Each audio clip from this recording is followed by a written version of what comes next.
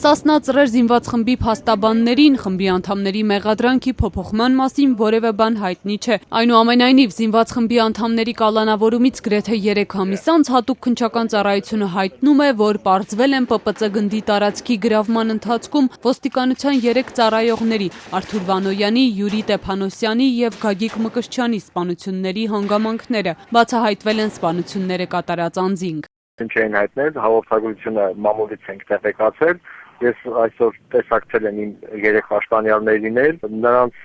առաջադրված մեղադրանքի ծավալը չի փոխվել, չի լրացվել։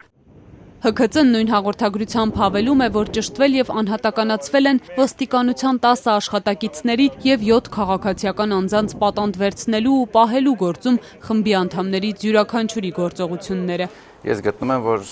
հատուկ քննչական ծառայությունը ոչ թե իրավական հայտարարություն է տարածել, այլ ավելի շատ քաղաքական։ Եթե իրականում մեղադրանքի ծավալը փոխվելու խնդիր կար,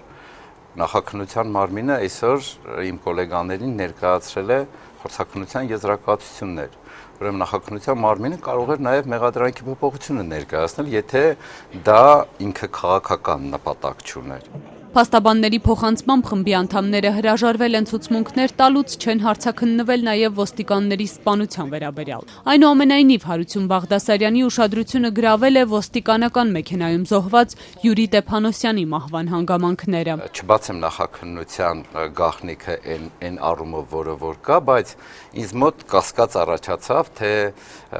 երկուսից մեկը կամ փորձաքննությունը ճիշտ չի նշած, կամ փորձաքննությամբ նշված հանգամանքները չի համապատասխան, այսինքն ներկայացված հանգամանքները չի համապատասխանում իրականության։ Սա Սասնա Ծռերի կողմից իրականացված գործողություններ պետք է գնդակի հետագիծը լիներ վերից վար։ Իսկ հետագիծը լրիվ այլ ճանապարհ է ցույց տալի փորձաքննության եզրակացությունը եւ ցույց չի տալի այն տեղը, որտեղից որ պետք է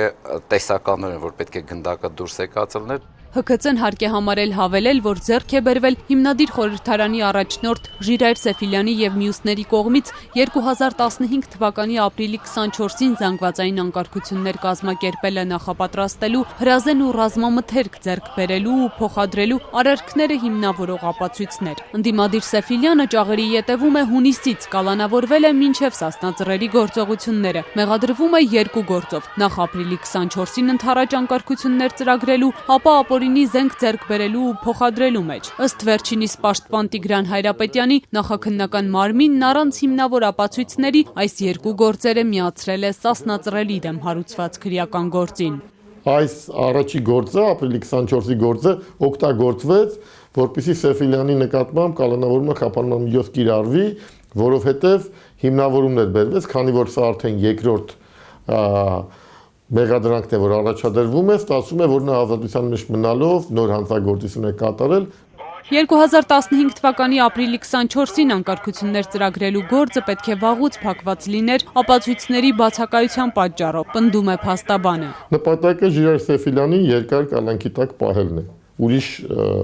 Ուրիշ նպատակ չկա, որովհետև ըստ էության այդ գործը արդեն ավարտված գործ էր։ Հիմա նորից փորձում են վերակենդանացնել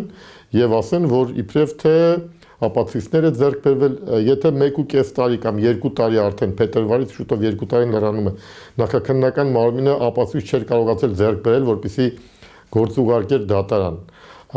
Ժիրայր Սեֆիլյանի մասնակցությամբ էլ որևէ գործողություն չի կատարվել դրա հետ կապված։ Հենց այսօր իր պաշտպանյալին հանդիպած Հայրապետյանը հիշեցնում է ընդդիմադիր Սեֆիլյանի կարծիքը։ Վերջինս պարզապես քաղաքական հալածանքի է ենթարկվում։ Այն տպավորությունն է, որ Հայաստանի Հանրապետությունում չի կարելի զբաղվել